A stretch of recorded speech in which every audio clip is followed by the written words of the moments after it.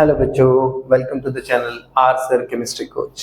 आज मैं आप लोग के साथ में लेसन नंबर 10 का एक बड़ा important chapter light, reflection and reflection आप लोग के साथ में डिस्कस करने वाला हूँ।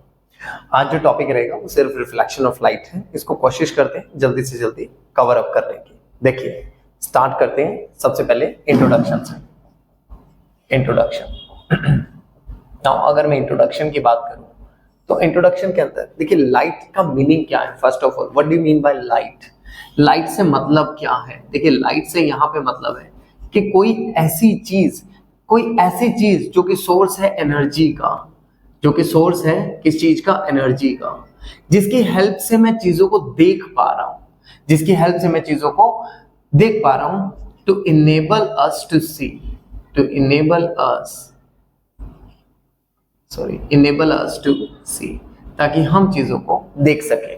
अब सबसे पहले हम लाइट की हेल्प से देख कैसे पा रहे हैं? देखिए, लाइट की हेल्प से देख कैसे पा रहे हैं? मान लीजिए जैसे आप लोगों ने देखा भी होगा कि जो फॉरेस्ट है, फॉरेस्ट का कलर क्या है? ग्रीन।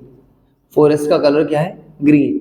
रेड का कलर, रोज जो होता है आपका, रोज का कलर क्या है? रेड।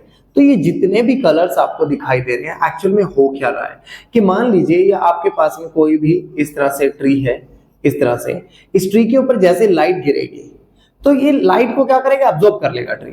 लेकिन एब्जॉर्ब करने के बाद में जो भी कलर ये क्या करेगा? रिफ्लेक्ट करेगा। जो भी कलर ये क्या करेगा? रिफ्लेक्ट करेगा।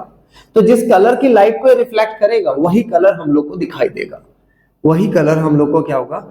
दिखाई देगा। तो हम लोग इसे क्या नाम दे रहे हैं? रिफ्लेक्शन। यानी रिफ्लेक्शन की हेल्प से ही हम लोग किसी भी सब्सटेंस को, उसके कलर को या किसी भी चीज को हम लोग देख पा रहे हैं। ठीक है, अब जैसे एग्जांपल ले लेते हैं। अब अगर ये बोर्ड देखें आपको, तो बोर्ड बिल्कुल व्यूअर्स आप सबको व्हाइट दिखाई दे रहा होगा। तो इसका व्हाइट दिखने का कारण क्या है? What is the reason behind it? क्यों ये व्हाइट दिख रहा है? क्योंकि इसने सारे कलर्स को रिफ्लेक्ट कर दिया, सारे कलर्स को रिफ्लेक्ट कर दिया, वहां से सारे कलर्स को भगा दिया। लेकिन अगर मेरा मार्कर देखें तो मार्कर जो है वो वहां पे मुझे ब्लैक कलर का दिखाई दे रहा है। अब वो ब्लैक कलर का क्यों दिखाई दे रहा है? What is the reason behind it? मेरे को ब्लैक कलर के दिखने का पीछे इसके रीजन है क्योंकि इसने, ब्लैक कलर ने सारी की सारी रेडिएशंस को क्या कर लिया? एब्जॉर्ब कर लिया। तो अगर सभी की सभी जो रेडिएशंस हैं वो एब्जॉर्ब हो जाएंगे तो कलर क्या होगा? मुझे ब्लैक दिखाई देगा। सारी की सारी रिफ्लेक्ट हो जाएंगे तो व्हाइट दिखाई देगा। और एक पर्टिकुलर जो भी कलर वहां से रिफ्लेक्ट होगा उस पर्टिकुलर कलर को क्या नाम दूंगा? उसका जो भी कलर मैं देख पा रहा हूं। तो आप इसे क्या नाम देंगे? Reflection of light. यानी जो भी चीज हम लोग देख पाते हैं that is only due to the reflection of light. अब अगर हम बात करें तो जो लाइट है, ये लाइट की अपनी एक जो लाइट है ये हमेशा क्या होती है? स्ट्रेट लाइन में ट्रेवल करती है। It always travel in the straight line. ये हमेशा कैसे ट्रेवल करेगी? सीधी ट्रेवल करेगी, कभी टेढ़ी मेढ़ी ट्रेवल नहीं करती। हाँ, अगर कहीं से रिफ्लेक्ट हुई है तो हो सकता है वो हो जाए, बट अदरवाइज वो कैसे होगी? हमेशा स्ट्रेट लाइन में ट्रेवल करेगी। दूसरा, उसकी जो स्पीड होगी वो हमेशा 3 × 10⁸ मीटर पर सेकेंड होगी। यहाँ पे अगर आप देखें तो बहुत ज्यादा फास्ट स्पीड है, 3 × 10⁸ मीटर पर सेकेंड। और मैंने अभी एक चीज बताई है कि लाइट जो चीज है वो क्या है? सोर्स ऑफ एनर्जी है। सोर्स ऑफ एनर्जी का कारण क्या है? यहाँ पे लाइट क्यों है अपने आप में एक सोर्स ऑफ एनर्जी? लाइट इस वजह से सोर्स ऑफ एनर्जी है क्योंकि लाइट के अंदर बहुत सारे कंटेंट है। जैसे मान लीजिए आपके पास यूवी है, अंदर ही आईआर है, अंदर ही विजिबल रेडिएशन है, अंदर ही माइक्रो रेज है, अंदर ही रेडियो रेज है। जब इतनी सारी चीजों की एक साथ से लाइट लेके आ रही है तो ऑब्वियसली ये क्या करेंगे? हीट तो प्रोड्यूस करेंगे ना। और दूसरा, लाइट जो होता है उसकी फ्रीक्वेंसी बहुत हाई होती है, और जिन चीजों के अंदर फ्रीक्वेंसी हाई होगी ऑब्वियस सी बात है वो क्या करेंगे? हमेशा हीट को और एनर्जी को प्रोड्यूस करेंगे। आगे अगर हम देखें तो जो लाइट है, देखिए 3 बेसिक प्रॉपर्टीज तो ऑलमोस्ट सभी को पता ही होती है। लेकिन अब सबसे इंपॉर्टेंट चीज क्या आगे कि जो लाइट होती है, लाइट अपने आप में क्या है? एक ट्रांसवर्स वेव है। क्या है? अपने आप में एक ट्रांसवर्स वेव है। और लाइट हमेशा एक स्ट्रेट लाइन में ही ट्रेवल करेगी। लेकिन मेरी बात याद रखना, स्ट्रेट लाइन में वो तब तक ही ट्रेवल करेगी जब तक आपका जो मीडियम है वो क्या है? आइसोट्रोपिक है। जब तक आपका जो मीडियम है वो क्या है? आइसोट्रोपिक है। स्ट्रेट लाइन में तब तक ही ट्रेवल करेगी जब तक मीडियम क्या है? आइसोट्रोपिक। आइसोट्रोपिक से क्या मीनिंग है? यहाँ आइसोट्रोपिक से मीनिंग है कि जो लाइट है, अगर जैसे एग्जांपल अभी मोबाइल अगर आप देखें तो इस कैमरा और बोर्ड के बीच में कुछ नहीं है, एक मैं हूं या हवा है। जब मैं बीच में आ जाता हूं तो लाइट का मीडियम क्या हो रहा है? चेंज हो रहा है। तो फिर वो एनाइसोट्रॉपिक मीडियम बन जाता है, अदरवाइज वो एक ही मीडियम है सराउंडिंग में इसके, तो इसीलिए मैंने इसको क्या नाम दिया आइसोट्रॉपिक। क्या नाम देंगे आप इस मीडियम को? Isotropic medium. आई होप ये पॉइंट आप सबको क्लैरिफाई हो गया। इसके बाद में जो लाइट होती है उसके अंदर बहुत सारे टाइप के क्या होते हैं, कंटेंट होते हैं। जैसे मैंने बताया उसके अंदर क्या आ गया, रेडियो रेज आ गया, उसके अंदर क्या आ गया, माइक्रो रेज आ गया, उसके अंदर क्या आ गया, यूवी आ गया, आईआर आ गया, विजिबल आ गया, ठीक है। उसके अंदर इसी तरह से मतलब बहुत सारे हैं, एक्स रेज आ गई, गामा रेज आ गई, ठीक है, एफएम आ गया, एएम, मतलब बहुत सारी चीजें हैं एक साथ से। तो ये सारी की सारी चीजें एक ही लाइट के अंदर हैं, तो ऑब्वियसली जो उसका जो हीट अप, जो उसका एनर्जी लेवल है वो क्या रहेगा, हमेशा ही बहुत ज्यादा रहने वाला है। इसके बाद अगर बात करें तो लाइट के बीच में मैंने अभी क्या बताया, अगर आइसोट्रोपिक है तो ठीक है, लेकिन अगर लाइट के बीच में क्या आ गया, कोई एन आइसोट्रोपिक मीडियम आ गया, एनाइसोट्रॉपिक मीडियम, जैसे मोबाइल और अभी फिलहाल बोर्ड के बीच में मैं आ गया हूं, तो ये मीडियम क्या है आपका, एनाइसोट्रॉपिक है। अब ऐसे केस में आप लोग को मैं दिखाई दे रहा हूँ।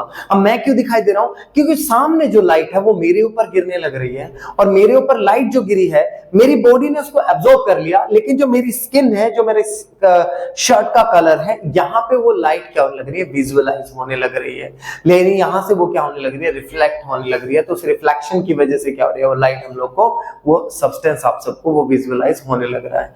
तो आई होप ये भी चीजें आपको क्लैरिफाई हो गया।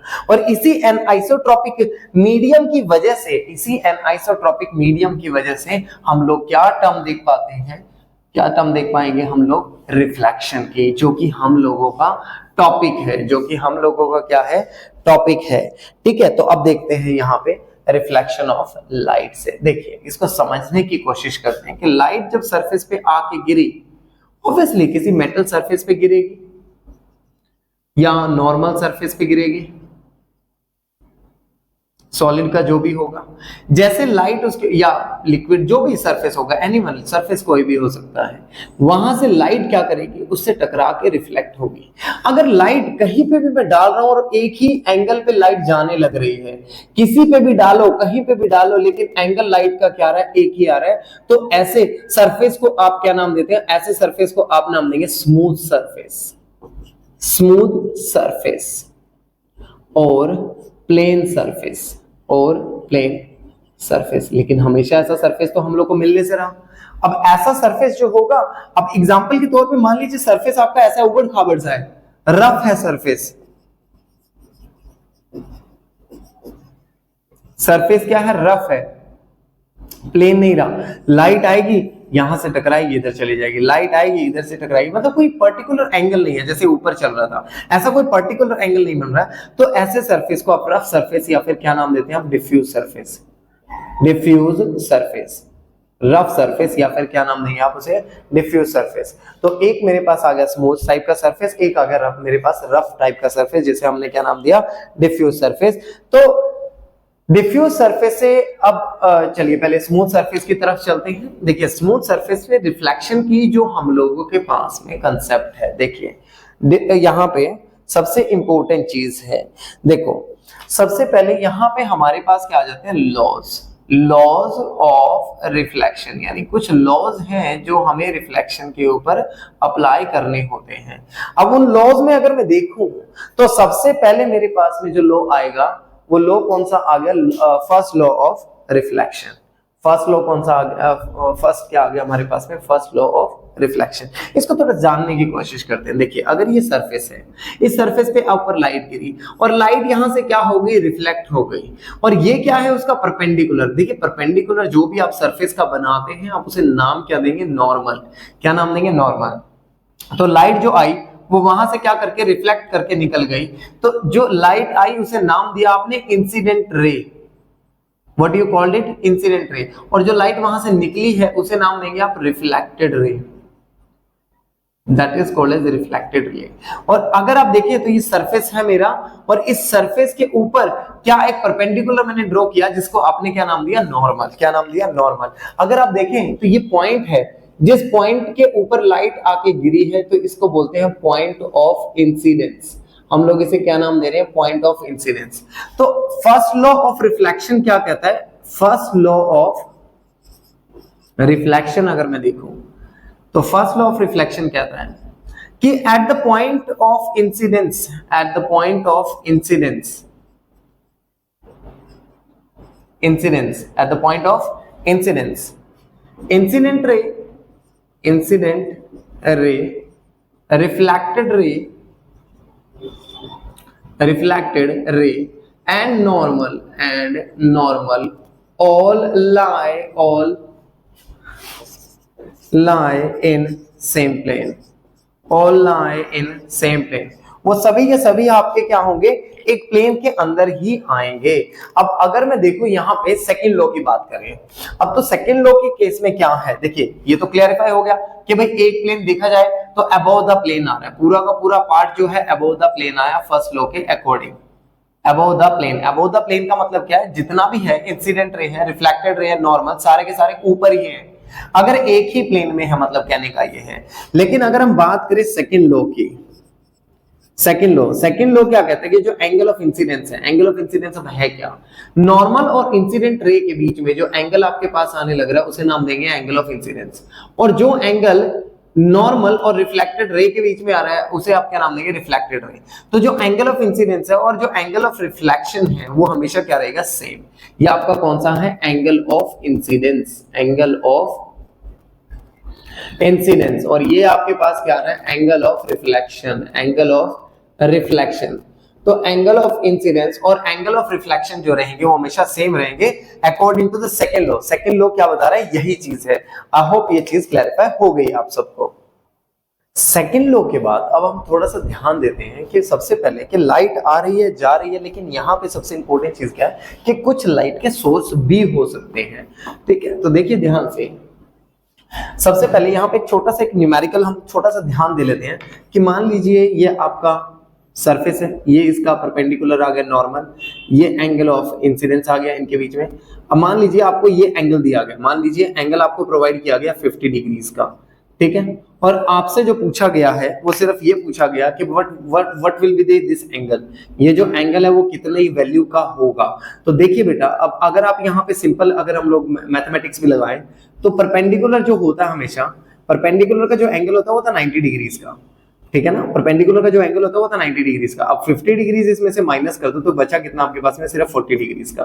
कितना बचा, सिर्फ 40 डिग्रीज का, यानी यहाँ जो एंगल आ रहा है वो कितना बन रहा है, 40 डिग्रीज का एंगल बनेगा सिर्फ।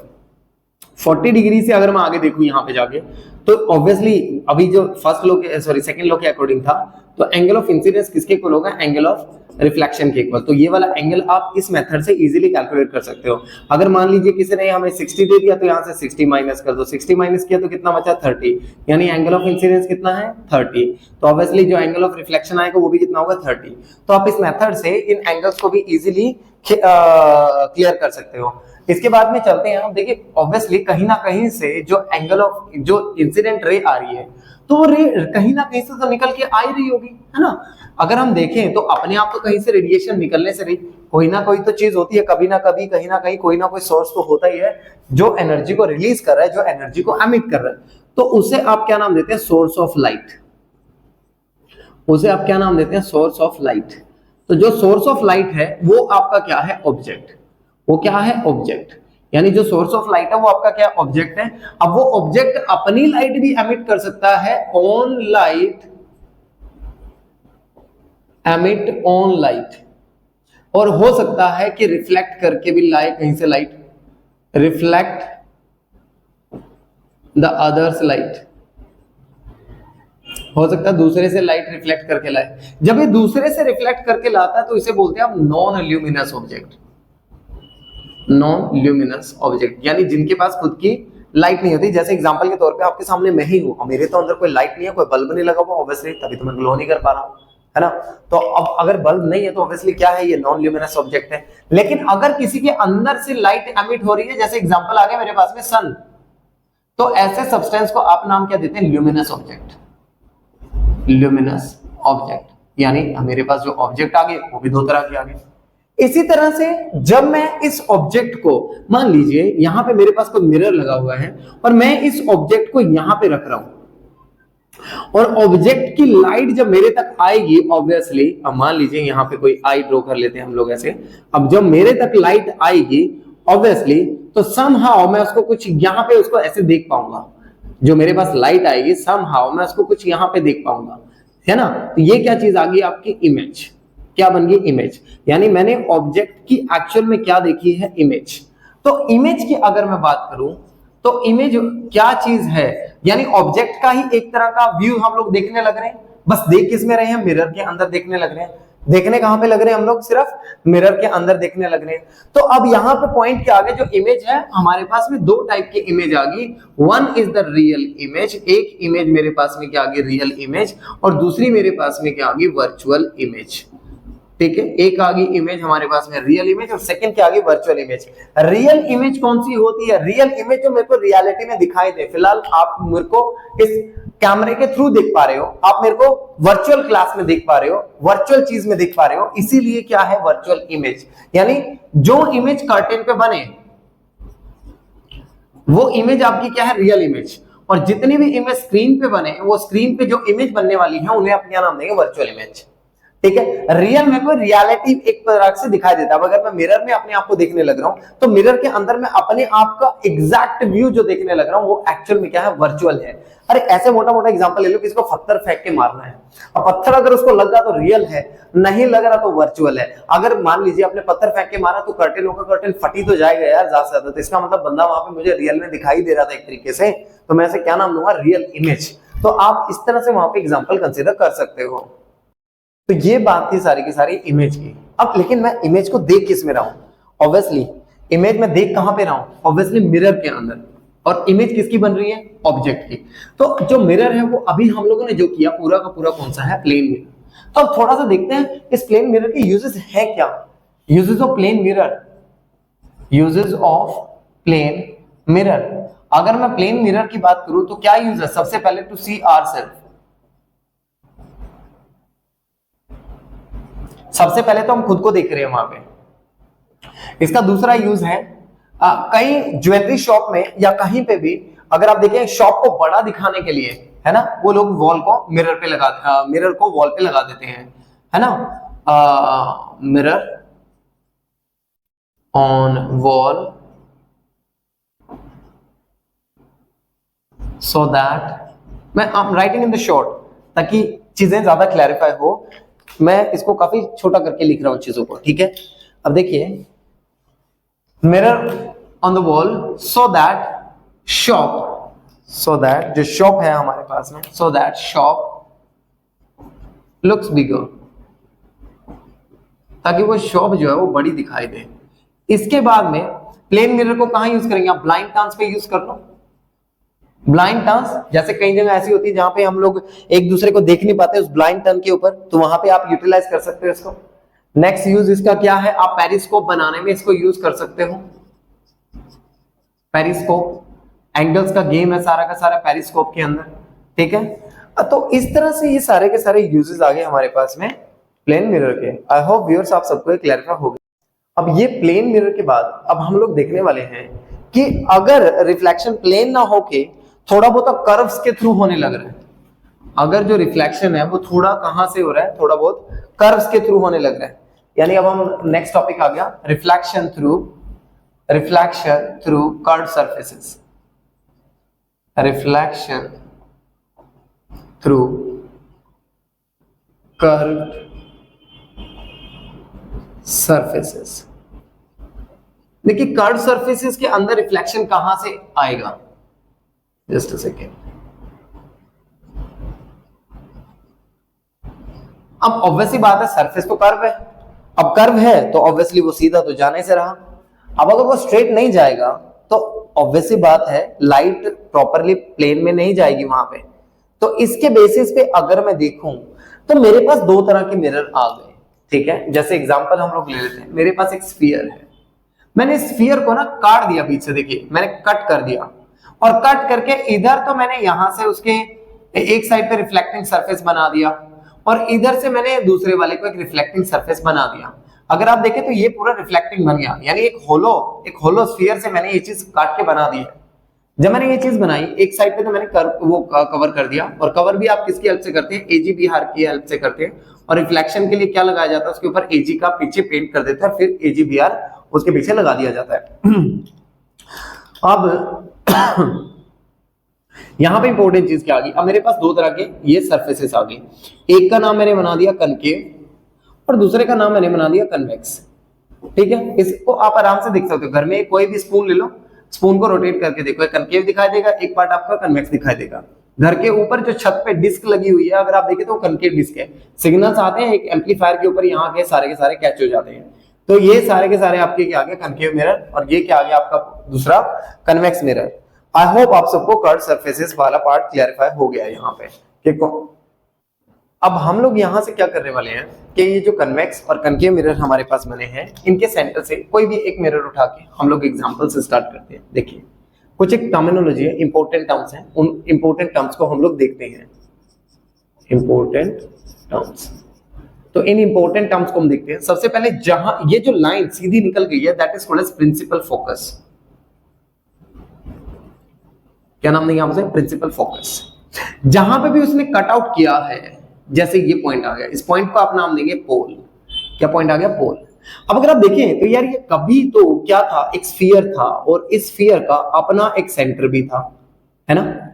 ऑब्वियसली अगर मैं देखूं इसका अपना एक सेंटर भी था, अगर मैं इसको पूरा स्फीयर बना दूं तो इसका अपना एक सेंटर भी आ रहा है। इस सेंटर को आप क्या नाम देंगे, centre of curvature. Centre of curvature. और ये सेंटर ऑफ कर्वेचर जो मेरे पास में आया, इसका अगर मैं एग्जैक्टली हाफ पे डिस्टेंस पे ले जाऊं, यानी यहां से यहां इसके बीच में ये हाफ कर दिया, तो ये क्या आ गया, एफ। एफ को आप क्या नाम देंगे, फोकस। एफ को आप क्या नाम देंगे, फोकस। तो एक टर्म आ गई सेंटर ऑफ कर्वेचर, जिसे आप रिप्रेजेंट करते हैं सी के साथ में, एक टर्म आ गई फोकस, जिसको आप रिप्रेजेंट करते हैं स्मॉल एफ के साथ में। ठीक है, अब देखिए यहां पे अब और चीजें कुछ एक जानना जरूरी है। कुछ डिस्टेंस होते हैं इनके बीच में, कुछ डिस्टेंस होते हैं इनके बीच में, यानी एक प्रिंसिपल एक्सिस आ गया, फोकस आ गया, सेंटर ऑफ कर्वेचर हो गया, ठीक है, और ये पूरा का पूरा रिफ्लेक्टिंग सरफेस आ गया हमारा। तो यहां पे अगर आप ध्यान दें तो ये जो डिस्टेंस है पोल और फोकस के बीच में, that is called as focal length. Focal length. और ये जो डिस्टेंस है सेंटर ऑफ कर्वेचर और पोल के बीच में, इस डिस्टेंस को नाम दिया जाता है radius of curvature. Radius of curvature. अब अगर आप ध्यान दें इस पे, सबसे इंपॉर्टेंट चीज कि जो फोकस है, फोकल लेंथ है, इसे भी एफ से डिनोट करते हैं, फोकस सिंबल से जस्ट कैसे भी ले सकते हैं। तो जो फोकस है वो एक चीज याद रखना है, वो हमेशा सेंटर ऑफ कर्वेचर का हाफ रहेगा। यानी अगर सेंटर ऑफ कर्वेचर 100 सेंटीमीटर का है तो आपका फोकस सिर्फ 50 सेंटीमीटर का रहेगा। सेंटर ऑफ कर्वेचर अगर आपका 120 सेंटीमीटर है तो जो आपका फोकस है वो सिर्फ और सिर्फ कितना रहेगा, 60 रहेगा। पर यहां सबसे इंपॉर्टेंट चीज ये आ गई कि जो फोकस मैंने लिया है उसको फोकस ही क्यों बोलते हैं। देखिए फोकस का कारण क्या है कि अगर मान लीजिए ये आपका मिरर है, ठीक है, कनकेव मिरर, तो देखिए इस मिरर को, हाँ मैं चीज बताना भूल गया था, देखिए कनकेव मिरर होता है, that is also called as the converging mirror. Converging mirror, आप इसे क्या नाम देते हैं, कन्वर्जिंग मिरर। और दूसरा जो कन्वेक्स मिरर है, इसे आप बोलते हैं डाइवर्जिंग मिरर। डाइवर्जिंग मिरर, ठीक है। तो कन्वर्जिंग मिरर क्यों, देखिए इसके जो फोकस को समझने की कोशिश करते हैं कि जितनी भी लाइट रेज पैरेलल आएंगे ना, जितनी भी लाइट रे पैरेलल आएंगे, they all pass through the focus. वो सारी की सारी कहां से पास होंगी, फोकस से। मान लीजिए ये रेडिएशन इधर से निकली, ये रेडिएशन भी इधर से निकली, मैं यहां पे लाइट गिरा, ये लाइट भी इधर से गई, और अगर मैं इधर से कोई लाइट ला रहा हूं, ये लाइट भी इधर से गई। तो कहने का मतलब ये है कि पूरे की पूरी जितनी भी रेडिएशंस मैं लेके आया था पैरेलल टू प्रिंसिपल एक्सिस में, जितनी भी रेडिएशन लेके आया था, they all passes through the focus. वो सारी की सारी कहां से पास हो रही है, फोकस से। अगर वो सभी के सभी फोकस से पास हो रही है, इसीलिए हम उसको सेकंड नेम क्या देते हैं, principal focus. What we call it, principal focus. We also called it as अ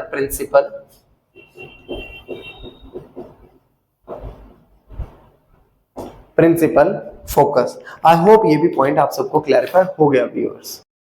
देखिए थोड़ा सा टाइम लगा के कुछ पॉइंटर्स मैंने मेंशन कर दिए कि रूल्स क्या हैं यहाँ, क्योंकि देखिए इमेज फॉर्मेशन से तो क्वेश्चन आएगा ही आएगा। बोर्ड हमेशा डालता है इतने सालों से कि यहाँ पे ऑब्जेक्ट है और वहां पे इमेज कहाँ पे बनेगी, या उसका साइज क्या होगा, या उसका नेचर क्या होगा। ठीक है, ये मतलब ये जनरल टाइप के क्वेश्चन पूछते ही पूछते होते हैं जनरली सीबीएसई में। अब देखिए हम इसी चीज को आगे डिटेल में अब स्टडी करते हैं। देखिए सबसे पहले जैसे लाइट रे बात की हमने, किससे पास किया है, प्रिंसिपल एक्सिस से।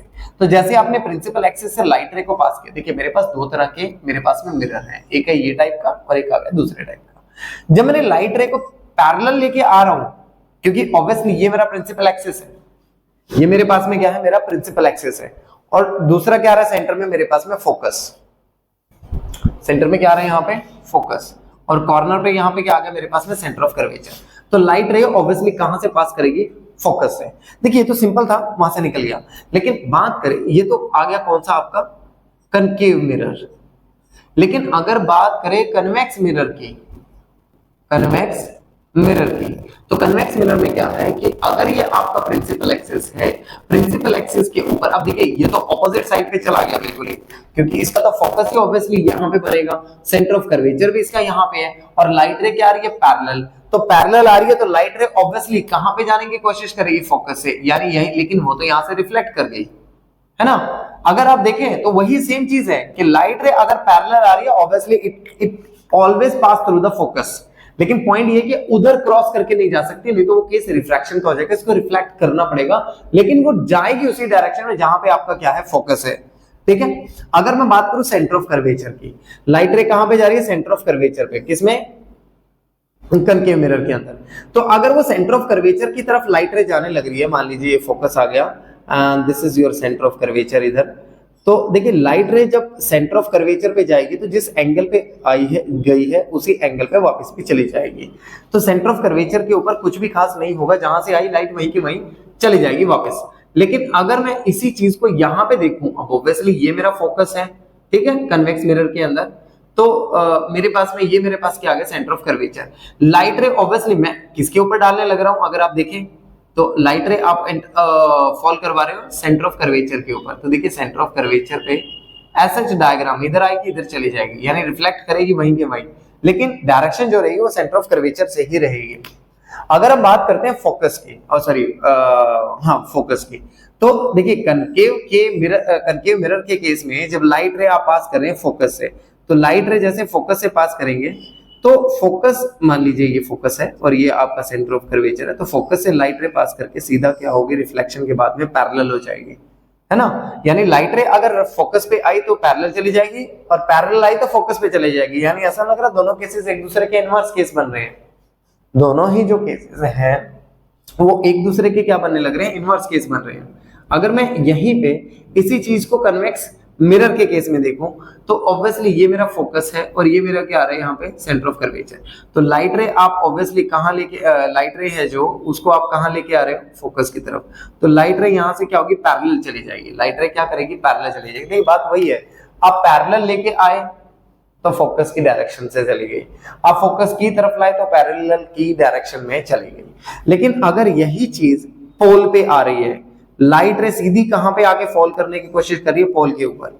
अगर लाइट रे कहां पे आके फॉल करने की कोशिश कर रही है, पोल के ऊपर, ये रहा पोल हमारा, तो ऑब्वियसली अगर ये पोल के ऊपर लाई करने की कोशिश करे तो यहां गिरेगी और यहीं से क्या करेगी, रिफ्लेक्ट कर जाएगी। मतलब इस केस में जो एंगल ऑफ इंसिडेंस है वही हमारा एंगल ऑफ रिफ्लेक्शन भी रहेगा, मतलब दोनों की वैल्यू जो है वो सेम रहने वाली है।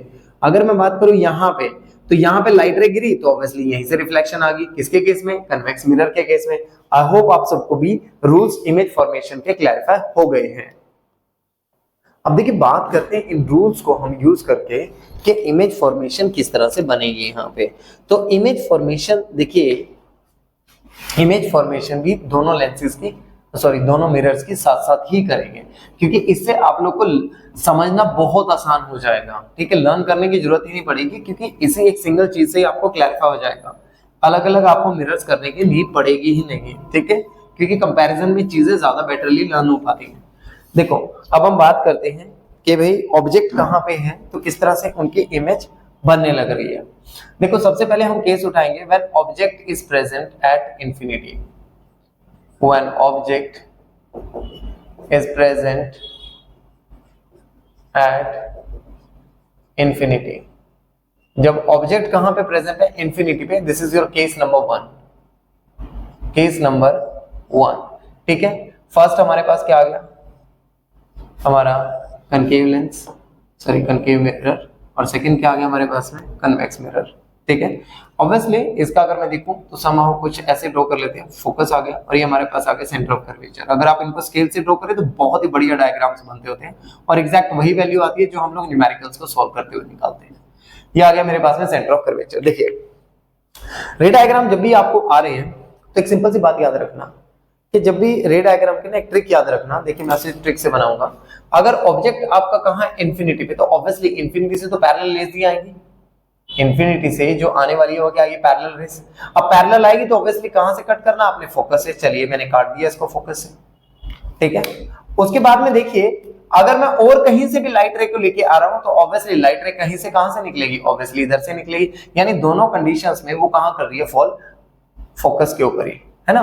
तो यहां पे किसी भी रे डायग्राम के अंदर जो मेरे को देखना, वो तीन चीजों को बहुत सीरियसली, बहुत इंपॉर्टेंटली देखना पड़ेगा कि भाई ऑब्जेक्ट की पोजीशन क्या है, इमेज की पोजीशन क्या है,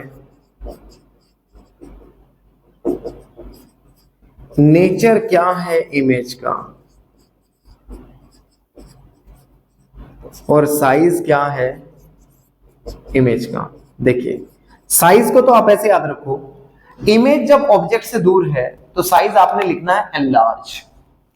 ठीक है, अगर ऑब्जेक्ट जो है इमेज से छोटा है, या रिवर्स बोल दो वाइस वर्सा, वहां पे इमेज जो है वो ऑब्जेक्ट से बड़ी है। नेचर देखिए, अगर मैं बात करूं सारे के सारे आपके यहां पे कनकेव मिरर की, तो कनकेव मिरर के केस में जो सारे के सारे केस बनते हैं सारे रियल एंड इन्वर्टेड के ही बनते होते हैं। और अगर मैं बात करूं कन्वेक्स मिरर की, तो कन्वेक्स मिरर के केस में सारे के सारे जो केस होते हैं वो बनते होते हैं आपके कहां पे? वर्चुअल एंड डायरेक्ट के। ठीक है, तो कोई खास मुश्किल नहीं है। अब अगर आप देखें तो लाइट रे जो है पैरेलल आ रही है प्रिंसिपल फोकस के, तो ऑब्वियसली कहां पर मीट कर रही है? फोकस पे। यानी ऑब्जेक्ट कहां है आपका? इंफिनिटी पे। ऑब्जेक्ट कहां है? इंफिनिटी पे। तो इमेज की पोजीशन कहां आई है? फोकस पे। इमेज की देखिए, इमेज की पोजीशन कहां पे आ रही है? एग्जैक्टली फोकस के ऊपर। नेचर ऑफ इमेज मैंने बताया था कनकेव के केस में, एक्सेप्ट द लास्ट केस, सारे में क्या है बनने वाली है? Real and inverted. क्या बनेगी? Real and inverted. और साइज ऑफ इमेज जो मेरे पास देखें तो ऑब्वियसली पॉइंट साइज, क्योंकि सारी की सारी जो लाइट रेज हैं they are reflected from a one point, और वो वन पॉइंट क्या है? आपका फोकस। ठीक है, हम बात करते हैं कन्वेक्स मिरर की। जस्ट सेकंड, बात करते हैं कन्वेक्स मिरर की।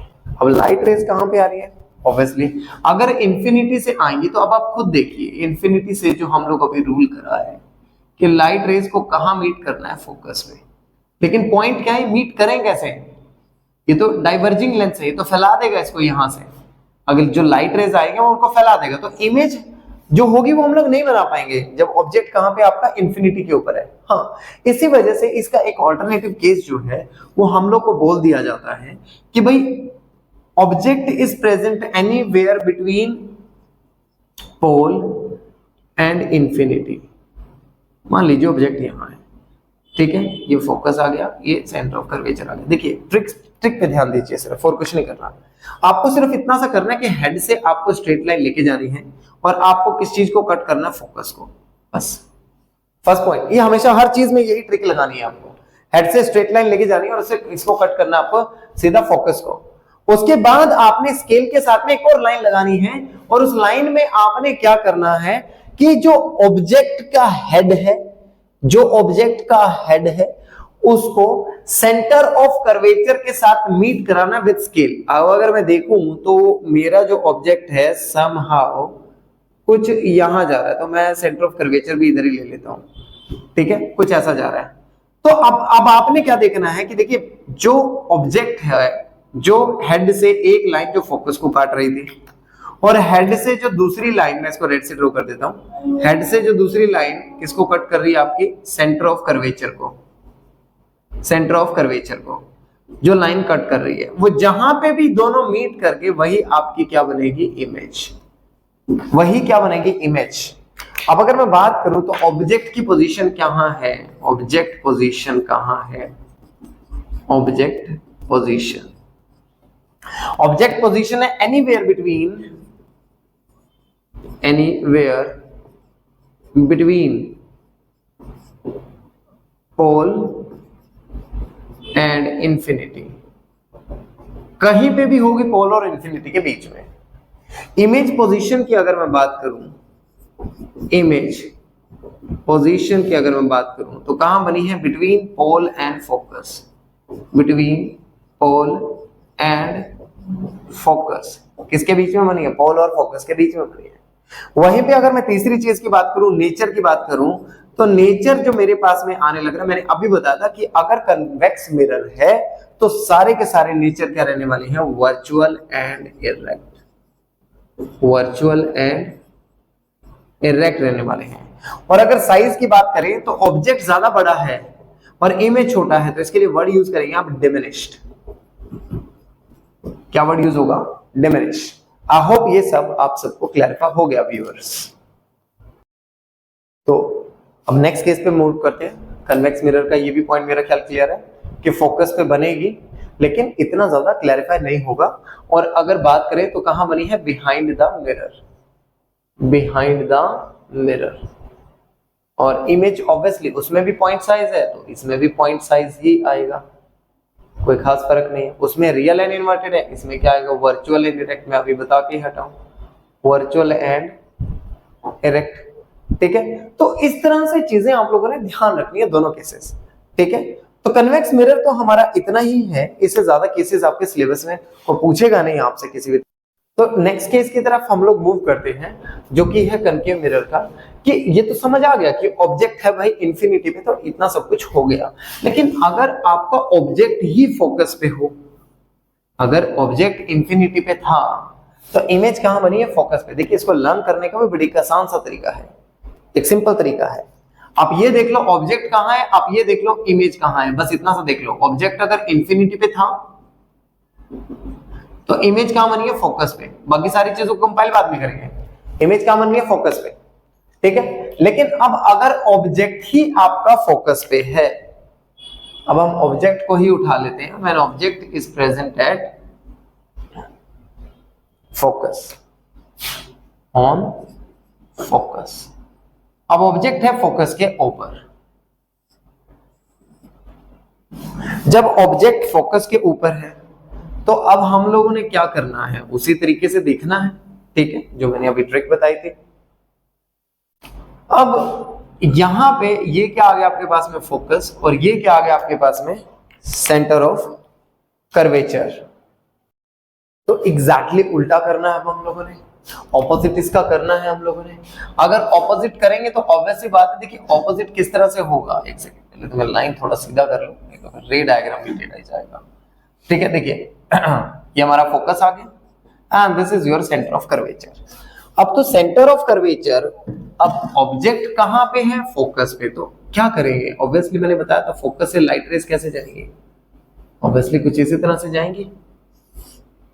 यहां से लाइट रे कुछ ऐसे निकलेगी, यहां से लाइट रे इस तरह से जाएगी, यहां से लाइट रे इस तरह, यानी सारी की सारी लाइट रे कहीं पे मीट ही नहीं करनी है। अगर नहीं करनी है, अभी ऑब्जेक्ट कहां पे आपका, फोकस पे है। ऑब्जेक्ट कहां है, फोकस पे। तो इमेज पोजीशन कहां बनेगी, इंफिनिटी पे बनेगी। इमेज पोजीशन कहां बनेगी, इंफिनिटी पे। नेचर ऑफ इमेज में बता चुका हूं, लर्न इजीली ऊपर है। रियल एंड इन्वर्टेड कुछ नहीं करने की जरूरत है, रियल एंड इन्वर्टेड बन जाएगा वहां पे। लेकिन अगर मैं बात करूं साइज ऑफ इमेज की, तो ऑब्वियसली देखिए साइज ऑफ इमेज बहुत बड़े बनने वाले हैं। तो वर्ड क्या आएगा, हाईली एनलार्ज्ड। वर्ड क्या आने वाला है, हाईली एनलार्ज्ड। तो आई होप व्यूअर्स आप सबको ये चीज क्लैरिफाई हो गई है। अब बात करते हैं नेक्स्ट पॉइंट पे कि ऑब्जेक्ट, अगर आपका ऑब्जेक्ट कहां है, अब थोड़ा सा ध्यान देते हैं उसी चीज पे भी, टेबल के नेक्स्ट पार्ट पे, कि ऑब्जेक्ट हम लोगों का कहां था, फोकस पे। तो इमेज कहां बनी है, इंफिनिटी पे। दो केस हमारे लर्न हो गए आई थिंक इजीली। अब बात करता हूं नेक्स्ट की।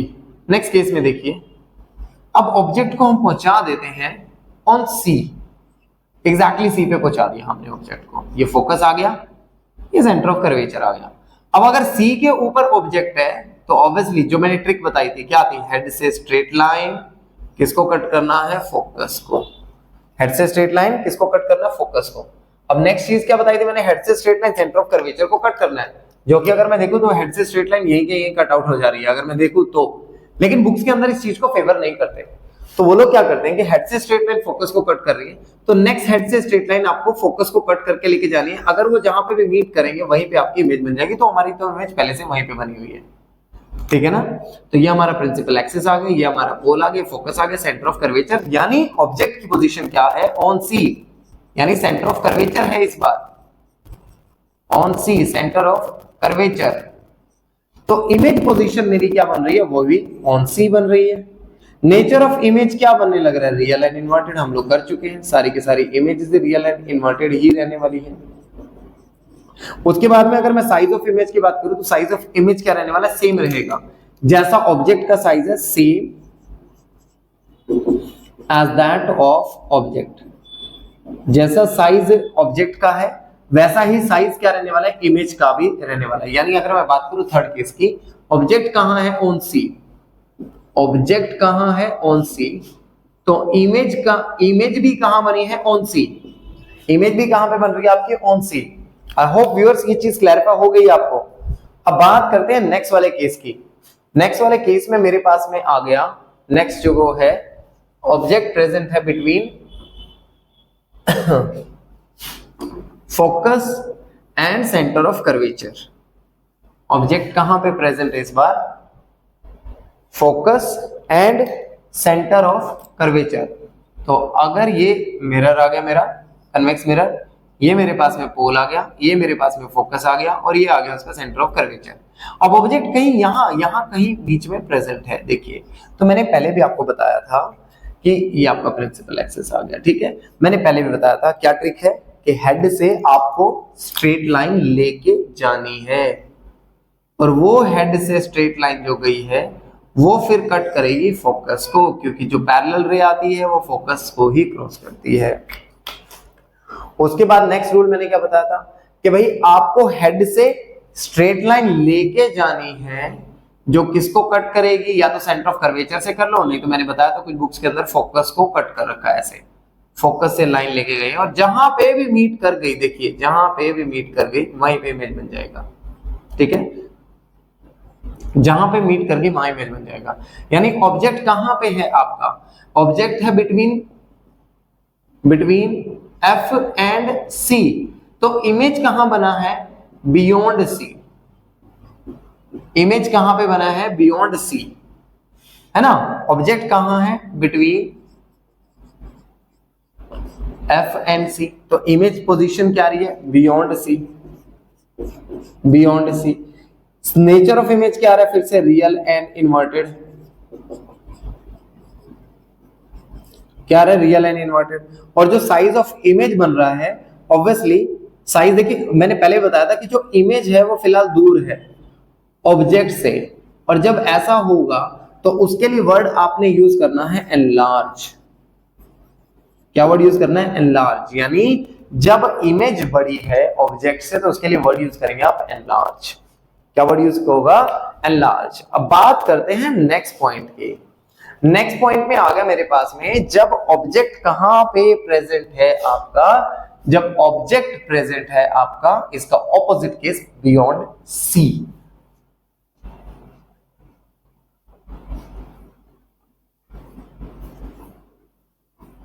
ऑब्जेक्ट प्रेजेंट है beyond C, present beyond C, ठीक है। अगर वो बियॉन्ड सी है तो देखिए ध्यान से, ये एफ आ गया, ये वाला सी आ गया और ऑब्जेक्ट आ गया कहीं यहां पे, यानी ये आपका प्रिंसिपल एक्सिस आ गया, ये पोल आ गया। यानी मैंने जो ट्रिक बताई थी वो क्या थी कि आपको सिर्फ इतना सा करना है कि एक हेड से स्ट्रेट लाइन लेके जानी है जो फोकस को कट कर दी जाएगी। और ऐसा देखो बार बार एक ही चीज मैं यहाँ पे अप्लाई कर रहा हूँ, मैंने कोई और चीज अप्लाई नहीं करी है एक बार भी। अब नेक्स्ट पार्ट में देखिए कि फिर क्या बताया था कि हेड से आपको एक स्ट्रेट लाइन लेके आनी है जो कट करेगी किसको, फोकस को। आपकी मर्जी से सेंटर ऑफ कर्वेचर से भी कर लो, लेकिन इसमें ज्यादा बेटर हम लोगों को क्लैरिटी मिल जाती होती है। अब देखिए फोकस से जो लाइन कट करी वो कहाँ मीट कर रही है, यहाँ से रेड एंड ब्लू लाइन यहाँ पे मीट कर रही है आपकी। तो यानी समहाउ ये आपकी इमेज बन गई इधर, और जबकि ये वाला पार्ट आपका क्या था, ऑब्जेक्ट का पार्ट था। तो एक पार्ट आ गया ऑब्जेक्ट का और दूसरा पार्ट किसका आ गया, इमेज का। तो ऑब्वियसली अब ऑब्जेक्ट कहाँ पे था आपका, बियॉन्ड सी, बियॉन्ड सी। तो इमेज कहाँ बनी है, between F and C, between F and C, इनके बीच में बनी है। तो अगर मैं देखूं तो ऑब्जेक्ट पोजीशन, ऑब्जेक्ट पोजीशन वही चार चीजें जो हमें देखनी है। ऑब्जेक्ट पोजीशन कहाँ है, beyond C, beyond C. Image position क्या आ रही है, image position between F and C, between F and C. नेचर क्या बन रहा है, देखिए नेचर में तो मेरा ख्याल किसी को प्रॉब्लम है ही नहीं, बार बार एक ही नेचर आ रहा है, वो है real and inverted, real and inverted. उसके बाद में जो मेरे पास में आ गया नेचर के बाद में कौन सा आ गया, साइज। अब आप खुद देखिए कौन दूर है, ऑब्जेक्ट दूर है, इमेज पास है। तो मैं इसके लिए वर्ड क्या यूज करूंगा, डिमिनिश। क्या वर्ड यूज होगा, डिमिनिश्ड। आई होप व्यूअर्स आप सबको ये चीज क्लैरिफाई हो गई है। अब मूव करते हैं नेक्स्ट केस की तरफ, लास्ट केस रे डायग्राम्स का, जिसमें हमें क्या करना है कि जो ऑब्जेक्ट है अब प्रेजेंट वो कहां पे, between between F and P present होगा, यानी लास्ट केस आ गया। अब देखते हैं रे डायग्राम्स के इस लास्ट केस के अंदर, चलिए ध्यान देते हैं। तो आ गया प्रेजेंट बिटवीन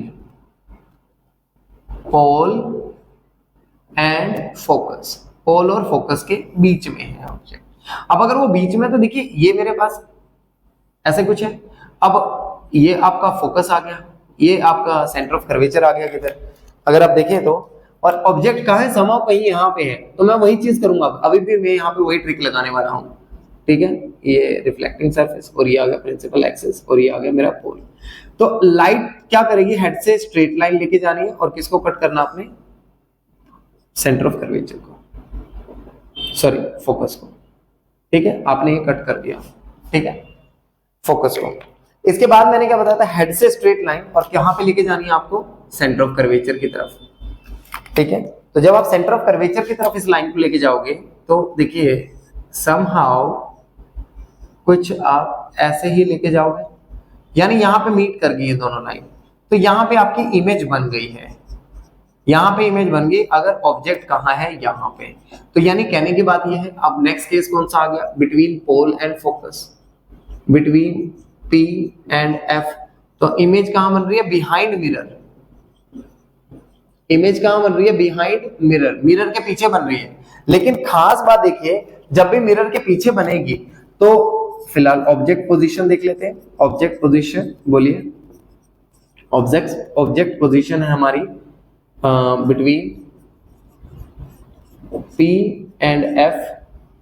इमेज की जो पोजीशन आ रही है, इमेज पोजीशन आ रही है बिहाइंड मिरर आ रही है। उसके बाद में अगर मैं देखूं नेचर, अकेला केस है ये जिसके अंदर अलग हुआ है, जिसके केस में क्या बन रहा है, वर्चुअल एंड इरेक्ट बन रहा है। क्या बन रहा है, वर्चुअल एंड इरेक्ट। और साइज की बात करूं तो देखिए इमेज बहुत बड़ी है इन कंपैरिजन टू साइज। तो वर्ड क्या आएगा, एनलार्ज। वर्ड क्या आएगा, एनलार्ज। तो यानी अगर मैं इन सब का इस टेबल को एक बार अगर मैं कंपाइल करके कंप्लीट करने की कोशिश करूं तो नेचर आप सभी का यहाँ पे देखिए। अब अगर मैं यहाँ पे हर चीज ये पूरी की पूरी कंपाइल कर दूं, पूरी की पूरी कंपाइल कर दूं, तो कंपाइलेशन में देखिए इमेज के जो नेचर मेरे पास में आया वो सारी की सारी क्या थी, real and inverted. They all are real and inverted, कुछ अलग नहीं किया, सभी के सभी क्या थे, real and inverted, except the last case जो कि क्या है, वर्चुअल एंड इरेक्ट। क्योंकि अकेली इमेज थी जो इस टाइप में ऊपर की तरफ बनी है हमारी, बाकी सभी नीचे थी। अगर मैं बात करूं साइज की, तो देखिए आप सभी जानते हैं साइज के जो चीज तो दूर है, जो चीज दूर है उसका साइज बड़ा होगा। अब ऑब्जेक्ट दूर है, इमेज पास है, तो चलो फोकस पे बन गई तो पॉइंट साइज आ गया, इसमें तो कुछ वो नहीं है, डायरेक्ट क्या आ गया, पॉइंट साइज। अब ऑब्जेक्ट से इंफिनिटी पे बना तो एनलार्ज आएगा, काफी बड़ी इमेज बनेगी, क्योंकि इमेज जो है वो इंफिनिटी पे है, बहुत बड़ा है, हाईली एनलार्ज इवन रहेगा, हाईली एनलार्ज, मैंने उल्टा लिख दिया। ऑन सी, सी तो सेम साइज रहेगा, इसमें कोई फर्क नहीं आएगा। अब कौन दूर है, beyond C, between F and C, तो ये वाला दूर है, तो दूर है तो क्या वर्ड आएगा, एनलार्ज, क्या वर्ड आएगा, एनलार्ज। यहां देखिए कौन दूर है, ऑब्जेक्ट दूर है, इमेज पास है, तो इसके लिए वर्ड क्या आएगा, डिमिनिश्ड, क्या वर्ड आएगा, डिमिनिश्ड। यहां कौन है, बिहाइंड द मिरर, वैसे भी वो केस दिखाई दे रहा है, तो क्या वर्ड आएगा, एनलार्ज, क्या वर्ड आने वाला है, एनलार्ज। तो आई होप व्यूअर्स आप सबको ये क्लैरिफाई हो गया कि किस तरह से आप इजीली इसको लर्न कर सकते हो टेबल को, और कैसे जनरेट किया गया। देखिए बच्चों, थोड़ा सा टाइम लगा के मैंने एक बड़ा एक इंपॉर्टेंट सेक्शन बोर्ड के ऊपर लिख दिया। इसके पीछे रीजन ये है कि टाइम वेस्ट ना हो। देखिए सबसे पहले कनकेव मिरर के कहाँ यूज है, it is used as a shaving mirror. हम इसको कहाँ यूज कर रहे हैं, as a shaving mirror, shave करने के लिए हम लोग इसको यूटिलाइज करने लग रहे हैं, ताकि फेस बड़ा दिखाई दे वहां पे। अगर मैं बात करूं, it is used as reflector, जो गाड़ी की लाइट होती है, देखिए यहाँ बल्ब लगा होता है, पीछे उसके रिफ्लेक्टर लगा होता है, तो जितनी भी लाइट है वो टकरा के फिर सीधी की सीधी जाने शुरू हो जाती है। तो व्हीकल्स के अंदर रिफ्लेक्टर्स की जरूरत होती है, या हेडलाइट्स होती है, सर्च लाइट होती है, टॉर्च होती है, सबके अंदर इसको यूज करते हैं। डेंटिस्ट भी इसको यूज करते हैं, ताकि जो टीथ हैं किसी भी पेशेंट के, वो थोड़ा बड़े होकर दिखाई दें, क्लियर दिखाई दें, ताकि वो आराम से उनको देख सके और उनमें क्या प्रॉब्लम है जज कर सके।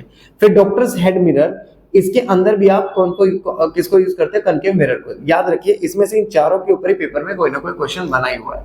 कन्वेक्स मिरर के यूज जनरली क्या होते हैं, रियर व्यू मिरर, देखिए पीछे का देखने के लिए इसको यूटिलाइज किया जाता है, ठीक है। और शॉप सिक्योरिटी मिरर, देखिए इसको भी किसी भी शॉप के कॉर्नर में लगा देते हैं, कॉर्नर में, इससे क्या होता है पूरी की पूरी शॉप बहुत बड़ी होकर एक प्रीव्यू में वहां पे हम लोग को मतलब एक छोटे से उसमें व्यू के अंदर उसके अंदर दिखाई देती है। देखिए बच्चों, अब बात करते हैं हम लोग मिरर फॉर्मूले की, कि मिरर को बनाते हैं किस फॉर्मूले के थ्रू हम लोग बनाते हैं। लेकिन पहले मिरर फॉर्मूले की एक बार डेफिनेशन देख लेते हैं। मिरर फॉर्मूला, देखिए मिरर फॉर्मूले की अगर हम लोग बात कर रहे हैं तो मिरर फॉर्मूला क्या है, इट इज द रिलेशनशिप। क्या है ये, एक तरह की रिलेशनशिप है, रिलेशनशिप बिटवीन किस किस के बीच में भाई, between distance of object, distance of object, next क्या आ गया, comma, distance of image, distance of image and focal length, and focal length. देखिए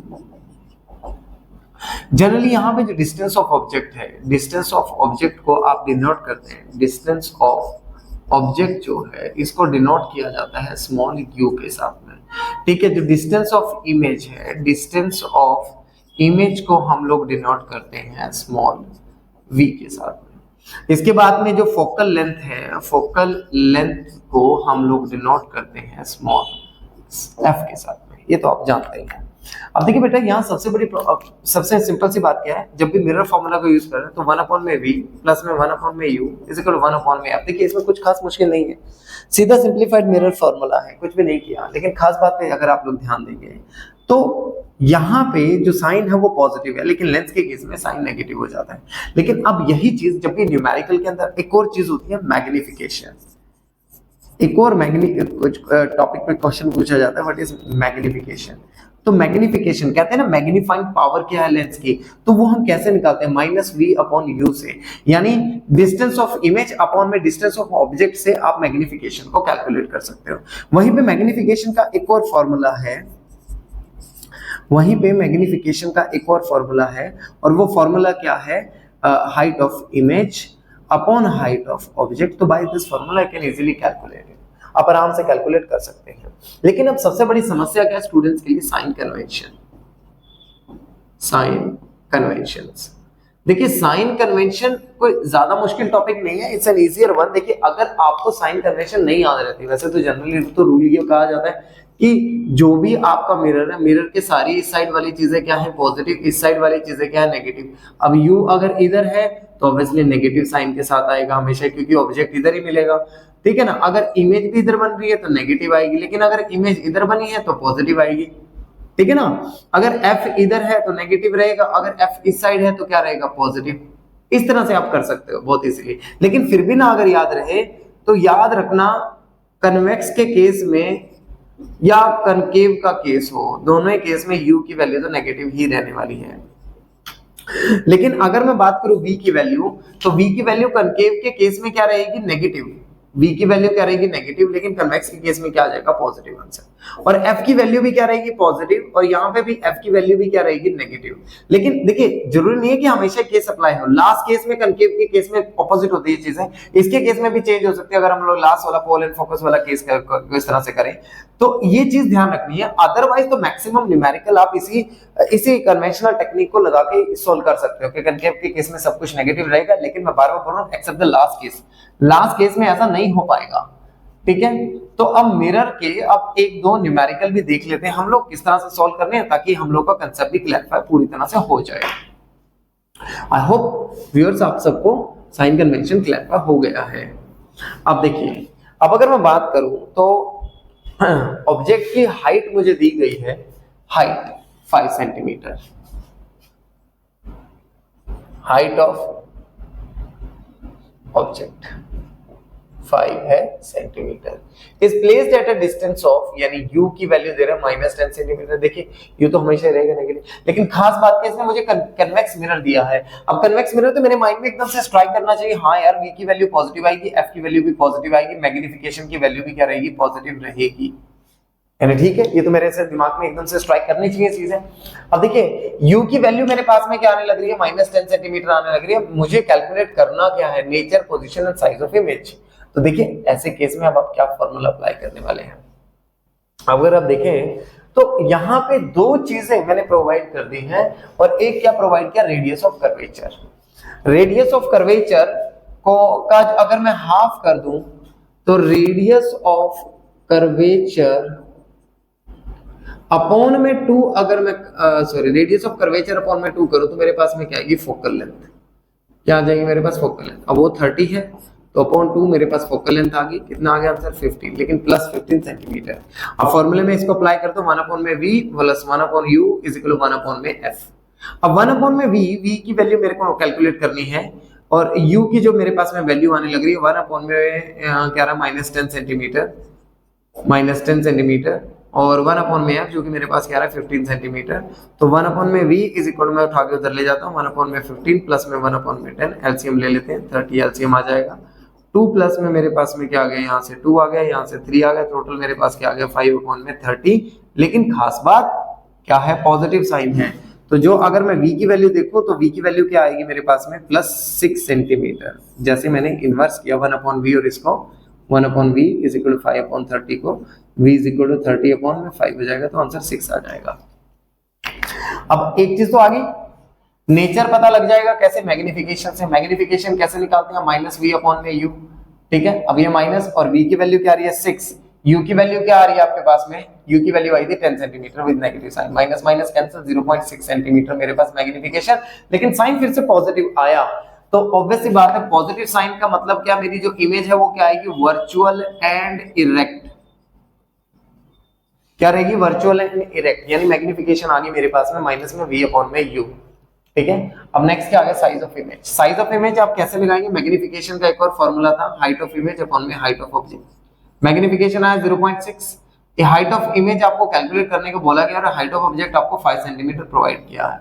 तो हाइट ऑफ इमेज क्या आ गया 0.6 प्लस में 5, मल्टीप्लिकेशन में 5, कितना बन गया आपके पास में 3 centimetre is the height of image. यानी बाय दिस फॉर्मूला आप लोग इजीली कैलकुलेट कर सकते हो ओके किस तरह से आपने न्यूमेरिकल्स को सॉल्व करना है।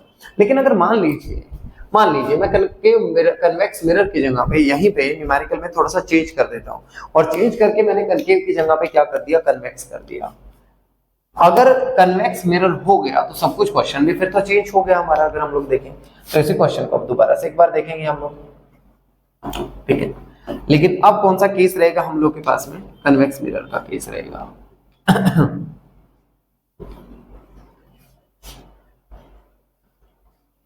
जो मिरर है हम लोग का वो है कन्वेक्स मिरर।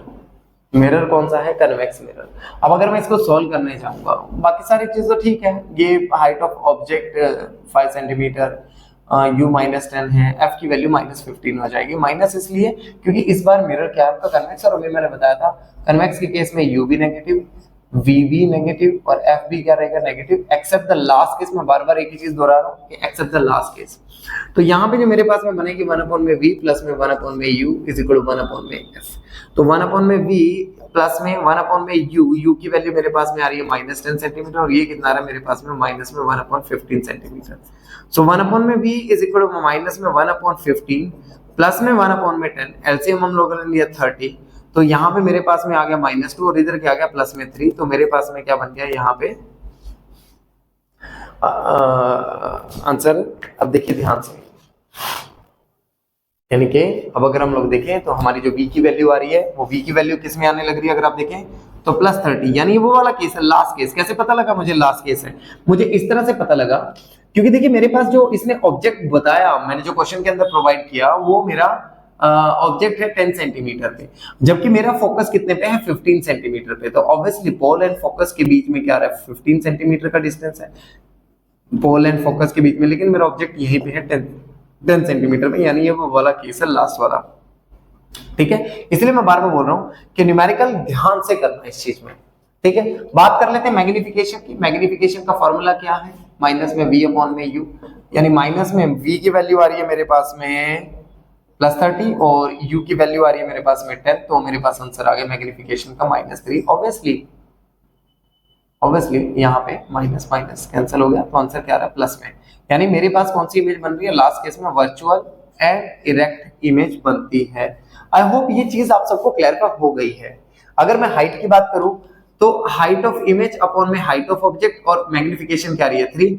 तो हाइट ऑफ इमेज मुझे कैलकुलेट करनी है और हाइट ऑफ ऑब्जेक्ट मुझे दिया 5 सेंटीमीटर 3। तो हाइट ऑफ इमेज मेरी कितनी आएगी 15 सेंटीमीटर। हाइट ऑफ इमेज कितनी बन जाएगी 15 सेंटीमीटर। आई होप व्यूअर्स आप सबको ये चीज क्लैरिफाई हो गई है। अब देखिए एक न्यूमेरिकल मैंने बोर्ड पे लिखा है, इस न्यूमेरिकल को सोल्व करते हैं। देखिए इसमें मुझे ये पूछा गया है, बोला गया है कि एक ऑब्जेक्ट है 2 सेंटीमीटर हाइट का है। ठीक है, यानी हाइट ऑफ ऑब्जेक्ट मुझे कितनी प्रोवाइड कर रहा है 2 सेंटीमीटर। इस placed at a distance of 16 centimetre, लेकिन मिरर कौन सा मेरा कनकेव मिरर है, तो ऑब्वियसली हाइट ऑब्वियसली ऑब्जेक्ट तो हमेशा माइनस साइन के साथ ही आएगा। ठीक है, आगे which produces 3 centimetre height image, यानी हाइट ऑफ इमेज भी साथ में प्रोवाइड कर रहा है। हाइट ऑफ इमेज कितनी दे रहा है 3 सेंटीमीटर।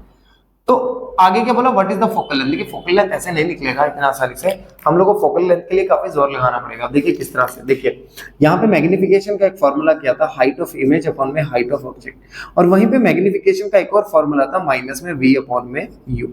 तो ये इक्वेशन 1 आ गई मेरी, ये इक्वेशन नंबर 2 आ गई। तो मैं कंपेयर कर देता हूँ इक्वेशन नंबर 1 एंड 2 को। Compare equation number 1 and 2।